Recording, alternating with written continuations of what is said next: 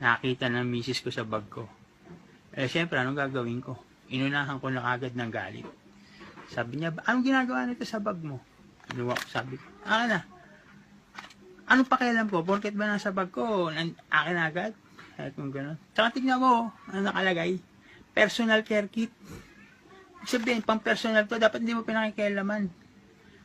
Ako ba pinakikialaman ko pang personal mo? Tsaka tignan mo, ano nakalagay? Toothbrush, toothpaste, shampoo, comb. Ginagamit ko ba lahat yan? Nagtutoothbrush ba ako? Nagsusuklay ba ako? Shampoo ba ako?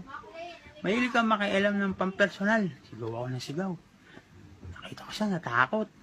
Naman ko, tumalikod muna ako. O di siya na. Iba kasi pag sumigaw na ako, nagagalit ako. Iba na talaga. Talagang takot na takot siya. Tinitignan ko, namumot na takot eh. Oh. Ang gagawin ko para mawala yung takot na, alabas muna ako. Pupunta muna ako sa manghihilot. Ano ko tong likod ko. Medyo sumakit kasi yung banda rito eh. Ang sakit. Naipitan yata ng ugat. Tsaka nahihirapan ako huminga. So, pupunta muna ako sa manghihilot para mapakita ko sa kanya ba't sumasakit yung likod ko. So, tandaan nyo guys, nakuha nyo sana yung mensahe ng video na to.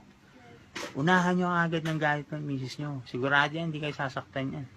Takot lang yan. Sige guys, medyo na yung paghinga ko. Kinakapos. Baka dahil dito sa ugat.